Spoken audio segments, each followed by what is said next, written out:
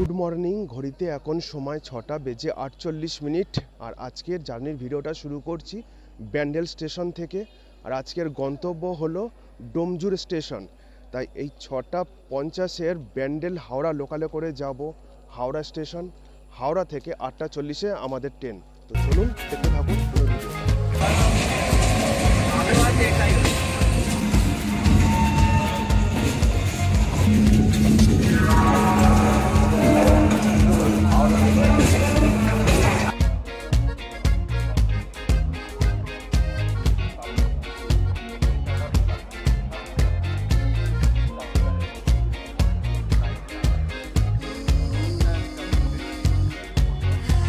চলে আসলাম হাওড়া স্টেশনের বাইরে। আর এখান থেকে একটু চা বিস্কুট খেয়ে তারপর যাব স্টেশনের ভেতরে। আর আমাদের হাওড়া আমতা লোকাল, যেটা হাওড়া থেকে ছাড়বে 8:40 আজকে আমরা জার্নি করব হাওড়া থেকে ডোমজুর স্টেশন পর্যন্ত। আর আমাদের আজকে এই জার্নিতে সময় লাগবে 1 ঘন্টার কাছাকাছি। আজকে আমরা হাওড়া থেকে ডোমজুর পর্যন্ত 23 কিলোমিটারের ডিস্টেন্স কভার করব।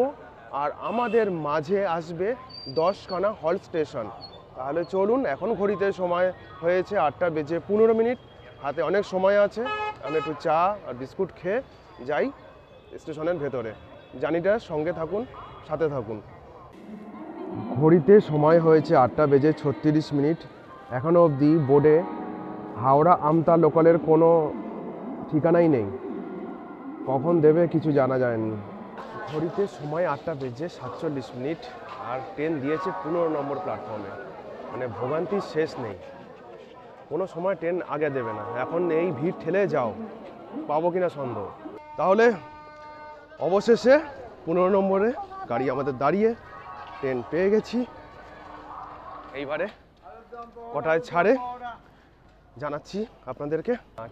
এই আমাদের পাশ দিয়ে 14 নম্বর প্ল্যাটফর্ম থেকে যে ট্রেন বেরোচ্ছে পাঁশকুড়া লোকাল, হাওড়া পাঁশকুড়া লোকাল। এই ট্রেনের টাইম জানেন কখন? সকাল 8:30। ছাড়ছে কটায়? 9টায়। এই হলো নিয়ম। হাওড়াতে আসলে দেরি হবেই। আজ 30শে জানুয়ারি 2024।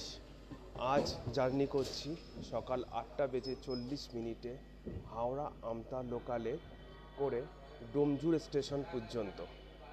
তো ঘড়িতে এখন সময় 9:10। আমাদের ট্রেন আধ ঘন্টা দেরি করে হাওড়া স্টেশন থেকে ছাড়লো 15 নম্বর প্ল্যাটফর্ম থেকে। তো এরপরে আসছে টিকিয়াপাড়া, দাসনগর, রামরাজাতলা। যেহেতু এর আগে আমার সাঁতরাগাছি পর্যন্ত ফুল ভিডিও করা আছে, তাই আমি এবারে সাঁতরাগাছিতে গিয়েই আপনাদের সাথে দেখা করছি। আমাদের এই ডান দিকের লাইনটা চলে যাচ্ছে ব্যান্ডেল স্টেশনের দিকে, আর আমরা বাঁ দিকে যাচ্ছি খড়গপুরের দিকে।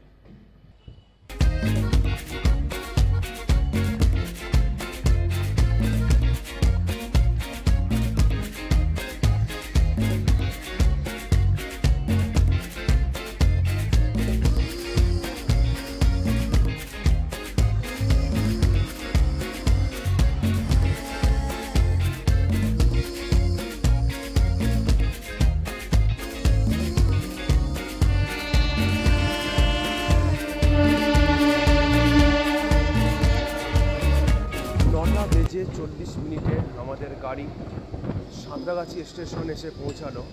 আর 9:42 আমাদের গাড়ি সাঁতরাগাছি স্টেশন থেকে ছাড়লো। হাওড়া থেকে সাঁতরাগাছি স্টেশন পর্যন্ত আমরা 7 কিলোমিটারের জার্নি কভার করলাম। এরপরে আসছে বাঁকড়া নয়াবাজ। সাঁতরাগাছি থেকে বাঁকড়া নয়াবাজের দূরত্ব হলো 3 কিলোমিটার।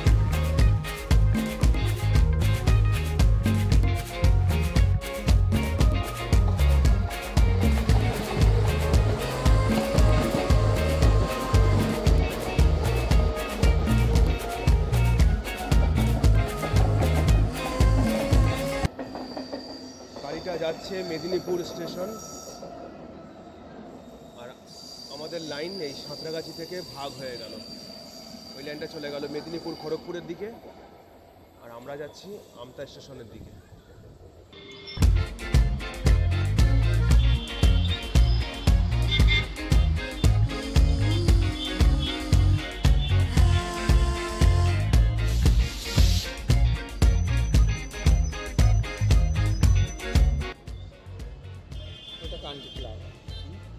शांति क्लब ये शूटिंग है। আচ্ছা আচ্ছা, কোনটা? वही तो ওই এলপি। हाँ हाँ আচ্ছা शूटिंग स्पॉट। আচ্ছা আচ্ছা।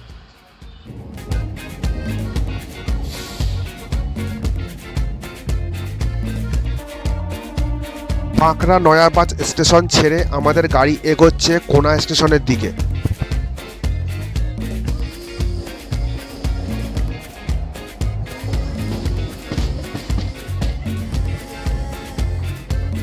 ডান দিকের লাইনটা চলে গেল ডানকুনি জংশনের দিকে।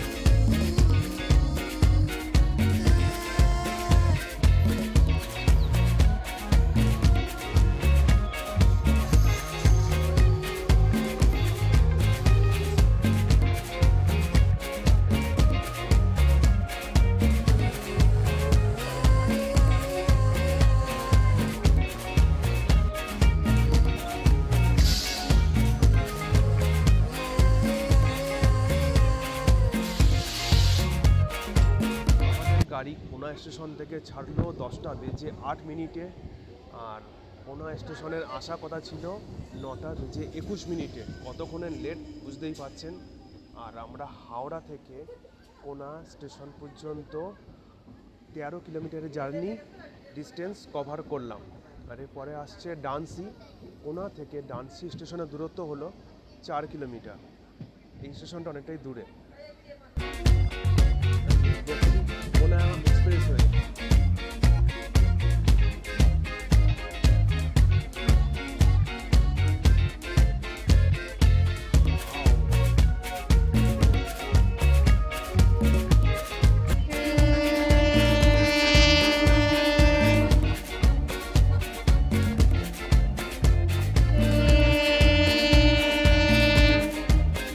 সিনটা কিরকম লাগছে একবার কমেন্ট করে জানাবেন।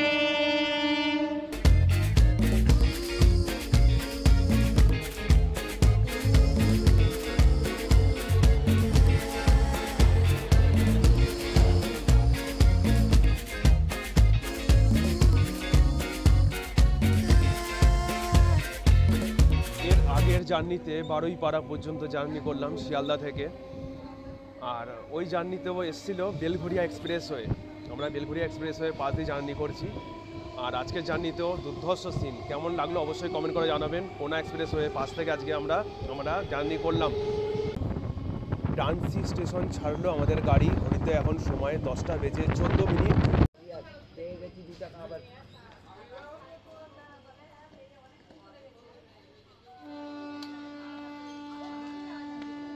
আস্তে আস্তে আস্তে।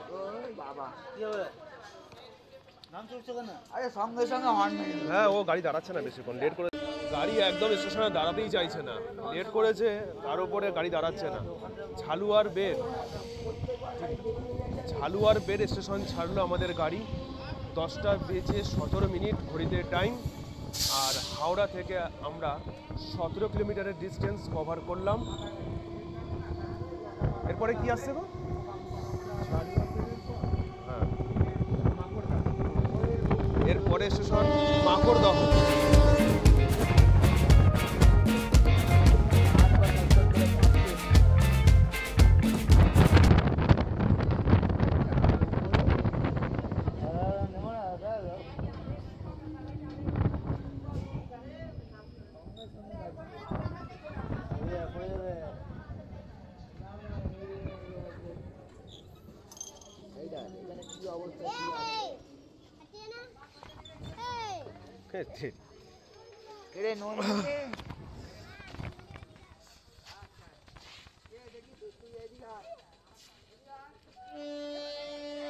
গাড়ি দাঁড়াচ্ছেই না।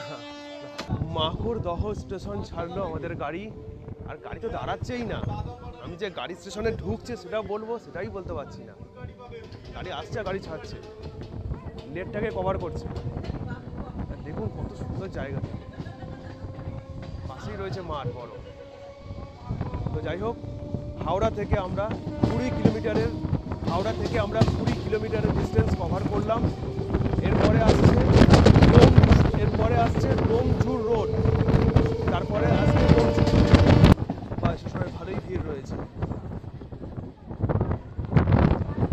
গাড়ি আগেই লেট।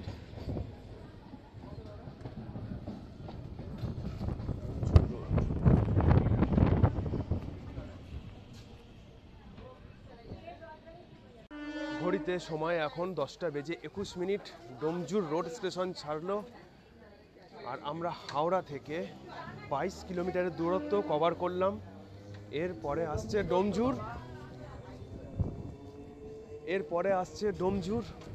আর ডোমজুর রোড থেকে ডোমজুর স্টেশনের দূরত্ব হলো 1 কিলোমিটার।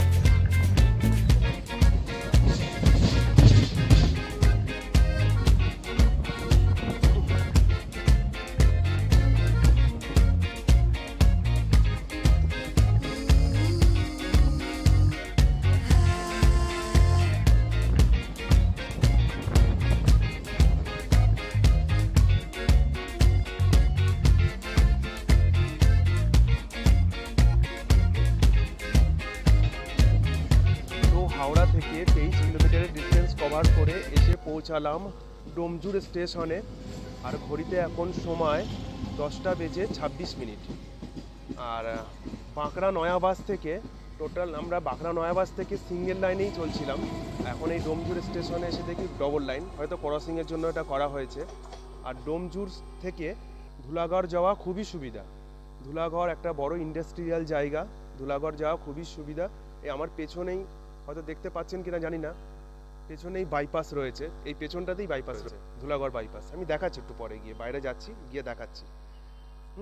আর একদিন বর্ষাকালে আসবো, আমতা অবধি জার্নি করবো, কেননা প্রতিটা স্টেশনের পাশে দেখুন কি সুন্দর জঙ্গল। হ্যাঁ, সিঙ্গেল লাইনে এতক্ষণ আসছিলাম তো, প্রতিটা স্টেশনের পাশে জঙ্গলের। পরে আমাকে আপের ট্রেন ধরে যেতে হবে হাওড়া স্টেশন। এখন 11:40-এ আপের ট্রেনের টাইম, 11:40-এর টাইম, কিন্তু এই ট্রেন তো দেরি করেছে। ওই ট্রেন কখন আসবে কোনো গ্যারান্টি নেই। 11:40 দেখাচ্ছে টাইম, হয়তো 12টা হতে পারে, জানি না। এই টাইমে আসা তো খুবই ভালো হয়। তো হাওড়ায় পৌঁছাবো, হাওড়া থেকে আবার ব্যান্ডেলে গিয়ে ভিডিওটা শেষ করব। ব্যান্ডেলে কটায় পৌঁছাই সেটাই আপনাদেরকে জানাবো। সময় হয়েছে 11:52 আর এখন হাওড়া যাওয়ার গাড়ির খবর হলো 2 নম্বর প্ল্যাটফর্মে আসবে। তাহলে গাড়ি আসুক, গাড়িতে উঠে হাওড়া থেকে আবার ব্যান্ডেলে গাড়ি ধরে এবারে ব্যান্ডেলে গিয়ে আপনাদের সাথে দেখা করব।